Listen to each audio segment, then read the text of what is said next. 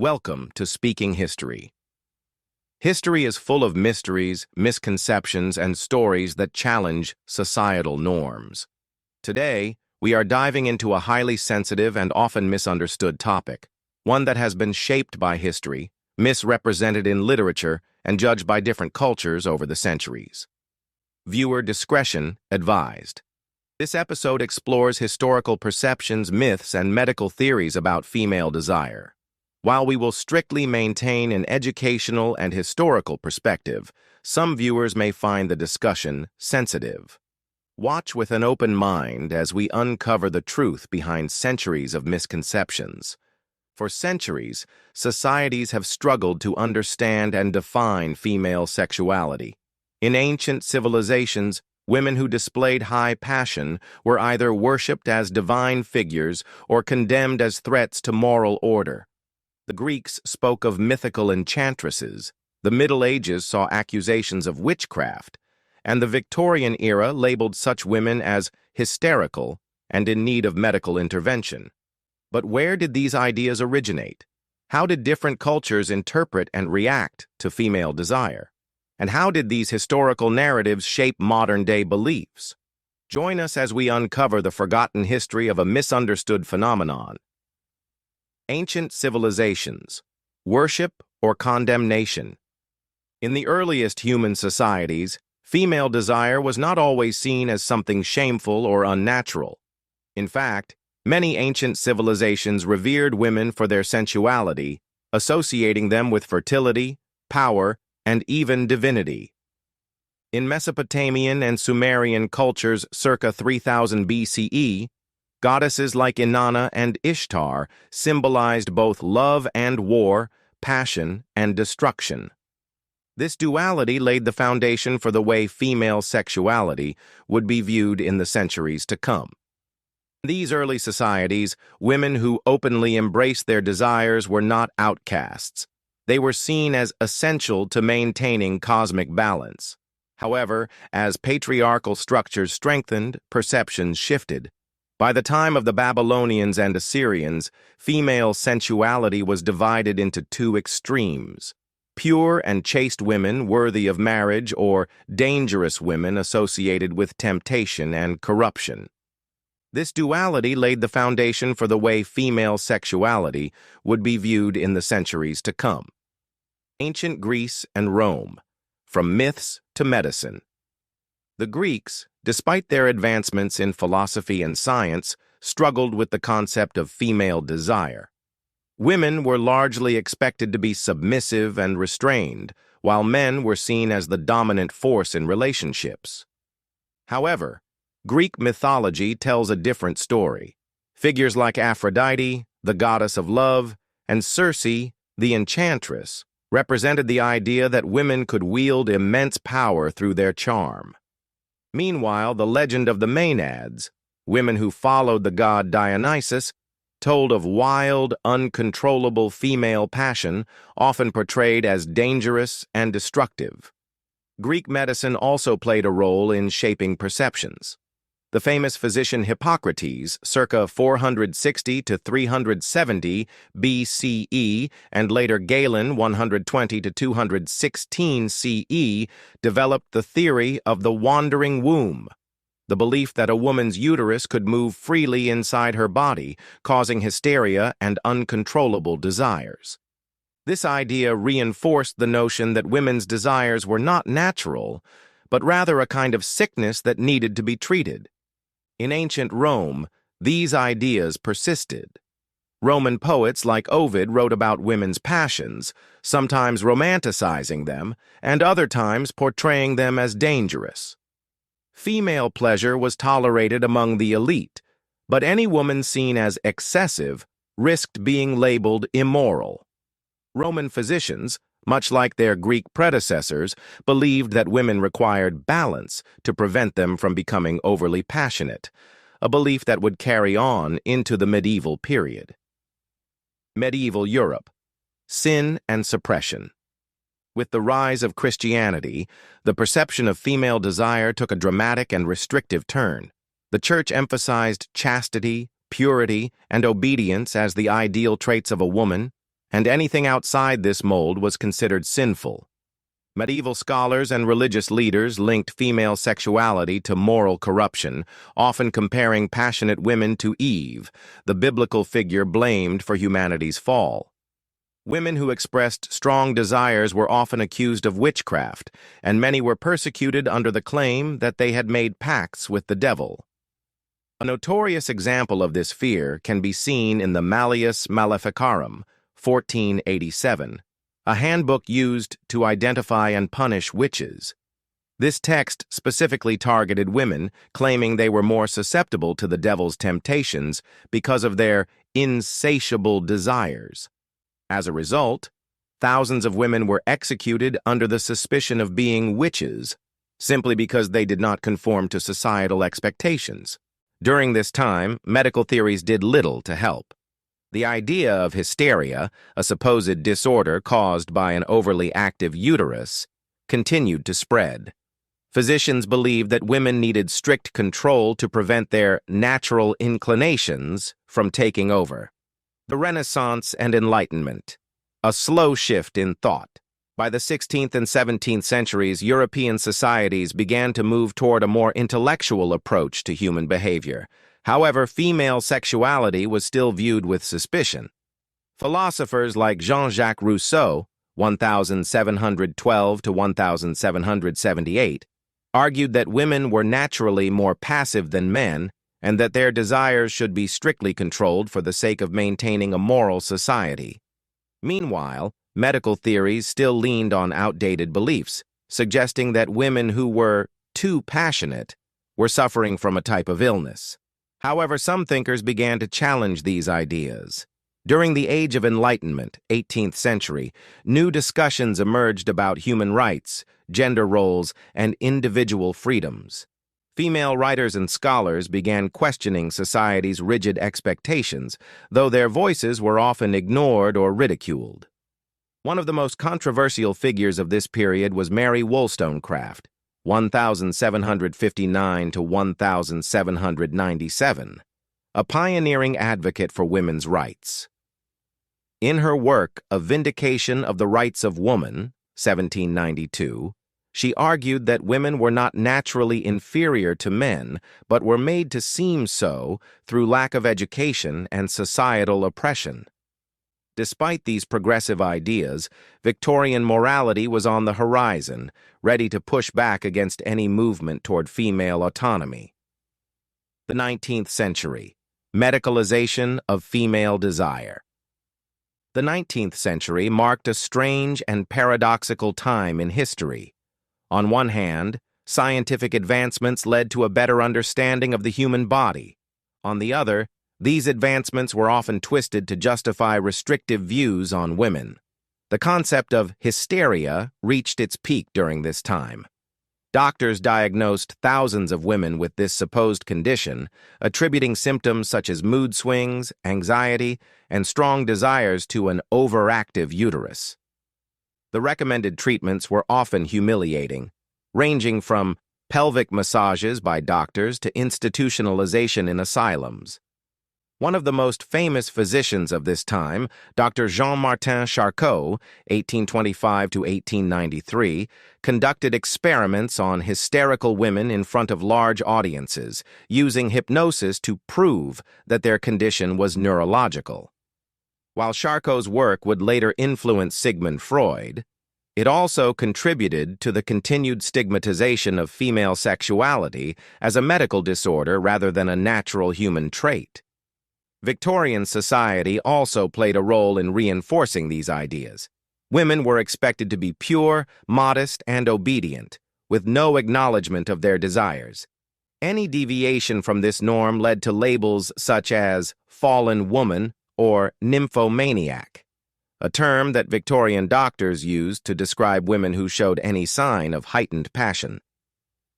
By the late 19th century, however, cracks began to form in this rigid system. The rise of the women's rights movement, along with increasing awareness of gender biases in medicine, paved the way for future discussions about female autonomy and desire. But the road to understanding was still long, and the effects of these centuries-old beliefs would carry over well into the 20th century. Case studies. The shocking treatments for female desire. As medical science evolved, the perception of female sexuality became more clinical than spiritual. In the 18th and 19th centuries, women who exhibited signs of heightened passion, mood swings, or even independence were often diagnosed with hysteria. This so-called medical condition was believed to be caused by a wandering womb or an excess of female desire, something that needed to be controlled, suppressed, or treated by doctors. But how exactly did doctors treat hysteria? Some of the methods used were not only bizarre, but also deeply revealing about society's fear of female autonomy. The birth of the vibrator, a cure for hysteria. One of the most infamous treatments for hysteria was pelvic massage, a practice where doctors manually stimulated women to induce what they called a hysterical paroxysm, which we now recognize as an orgasm. The idea was that this release would calm the patient and temporarily relieve her symptoms. During the Victorian era, 19th century, thousands of women visited doctors for these treatments. Physicians at the time did not recognize these as sexual experiences, but rather as a purely medical procedure to relieve tension. However, since manual stimulation was physically exhausting for doctors, they began searching for mechanical solutions. This led to the invention of the first electromechanical vibrator in the late 1800s.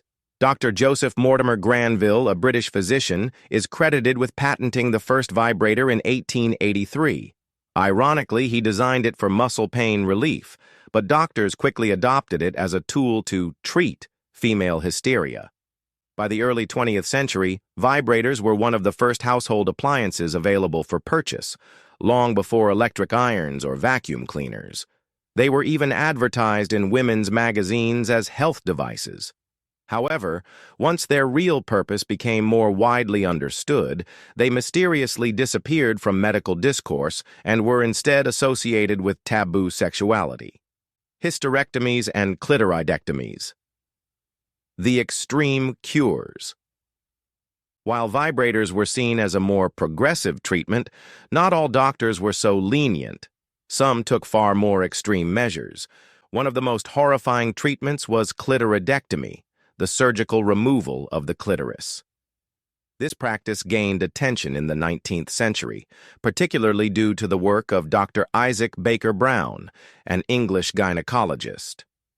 Brown firmly believed that female desire was a disease, and in 1866 he began performing clitoridectomies on women suffering from hysteria, epilepsy, or even mild emotional distress. His justification? He argued that the removal of the clitoris would cure excessive passion and bring women back to a state of obedience and purity. However, his methods were eventually condemned by the medical community, and he was expelled from the Obstetrical Society of London. But while clitoridectomies were discredited in Europe, forced hysterectomies, removal of the uterus, continued well into the 20th century, particularly in asylums where women were institutionalized for their so-called mental instability.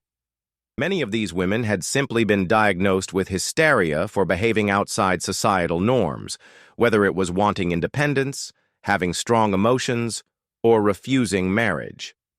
The rise of asylums, locking away the uncontrollable. Throughout the 19th and early 20th centuries, women diagnosed with hysteria were often sent to mental asylums, sometimes against their will. Institutions like the Salpêtrière Hospital in Paris, under the supervision of Dr. Jean-Martin Charcot, became infamous for conducting public demonstrations of hysterical women, showcasing their symptoms to fascinated audiences.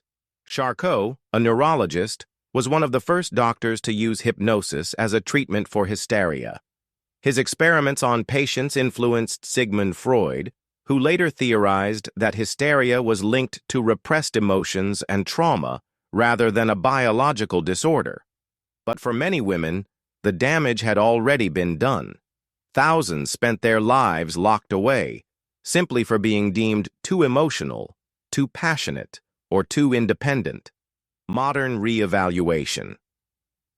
As the 20th century progressed, the world began to question the medical myths and social stigmas surrounding female sexuality. The idea that women who exhibited strong desires or emotions were suffering from hysteria started to collapse under the weight of scientific advancements, feminism, and evolving psychological theories. So, how did modern psychology move away from centuries of oppressive, pseudo-medical treatments? Let's explore. The fall of hysteria as a medical diagnosis. The early 1900s saw a massive shift in medical and psychological thought. As psychiatry and psychoanalysis gained influence, the concept of hysteria was challenged and gradually abandoned. A major turning point came with Sigmund Freud, the father of psychoanalysis. Freud, unlike his predecessors, didn't believe hysteria was caused by a wandering womb or an excess of sexual energy. Instead, he theorized that hysteria was rooted in repressed emotions and past traumas. Freud's work introduced the idea that psychological distress was not exclusive to women and could affect both genders. While some of his theories, such as the controversial Oedipus complex, were later criticized, his influence played a key role in reframing mental health as a psychological issue rather than a biological defect. By the mid-20th century, the term hysteria had largely disappeared from medical literature. In 1980, the American Psychiatric Association officially removed hysteria from the DSM, Diagnostic and Statistical Manual of Mental Disorders, replacing it with more scientifically grounded terms like conversion disorder and somatic symptom disorder. This marked the end of hysteria as a legitimate medical diagnosis, but the cultural stigma surrounding female sexuality remained. The feminist movement and sexual liberation. The 1960s and 1970s brought the rise of the second-wave feminist movement, which directly challenged the historical oppression of women's bodies and desires. During this era, psychologists, activists, and writers like Betty Friedan, Cher Haidt, and Gloria Steinem openly criticized the way women's sexuality had been pathologized for centuries. Books like The Feminine Mystique, 1963, and The Haidt Report, 1976, argued that women's desires were not abnormal, sinful, or dangerous. They were simply natural. At the same time, sexual liberation movements questioned the deep-seated moral panic surrounding female pleasure.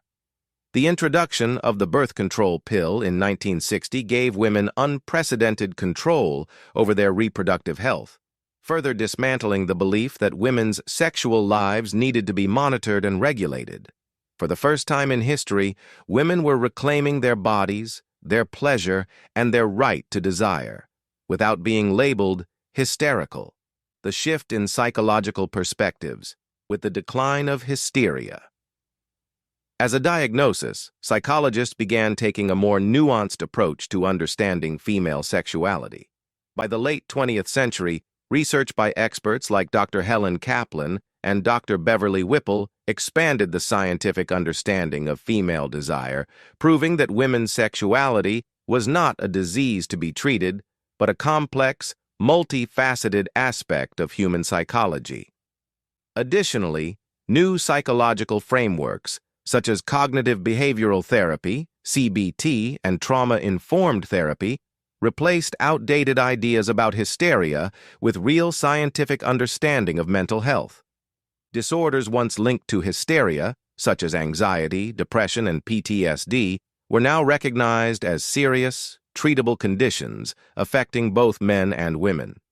Even Freud's theories, which had originally shaped modern psychoanalysis, were reevaluated. Contemporary psychologists questioned his ideas about repressed sexuality, arguing instead that societal shame and repression, not inner conflict, were responsible for the distress many women felt regarding their desires. In other words, the problem was never women's sexuality. It was the way society responded to it. The digital age, from stigma to empowerment. Today, conversations around female sexuality have dramatically shifted. Platforms like social media, online therapy, and digital activism have allowed for more open discussions about sexuality, mental health, and gender norms. However, while science and psychology have progressed, the historical stigma still lingers in many ways. Even today, terms like hysterical woman are often used to dismiss women's emotions. Female pleasure is still underrepresented in medical research, and many societies continue to view women's desires as taboo or shameful. But unlike previous generations, today's women have the tools, knowledge, and voices to fight back. Modern psychology no longer sees female sexuality as a disorder to be treated. Instead, it recognizes it as a fundamental part of human identity and well-being. Throughout history, female sexuality has been misunderstood, feared, and even pathologized. From the ancient myths of the wandering womb to the bizarre medical treatments of the Victorian era, society has often sought to control, suppress, or redefine women's desires. But as science and psychology advanced, we came to understand that sexuality is not a disorder. It's a natural part of human identity. The removal of hysteria as a medical diagnosis, the rise of feminist movements, and the expansion of psychological research helped dismantle centuries of stigma. Yet even today, echoes of the past remain. Women around the world still face double standards, judgment, and misinformation about their desires. The labels may have changed, but the cultural biases haven't completely disappeared. Understanding this history helps us critique how society still judges sexuality today. It reminds us that progress is not just about rejecting old beliefs, but about continuing to challenge outdated ideas in the present. The conversation isn't over, but at least we now have the knowledge and tools to shape a more informed future. If you found this video informative, don't forget to like, share, and subscribe to Speaking History. And let us know your thoughts in the comments. How do you think society still struggles with these old stigmas? We'd love to hear your perspective.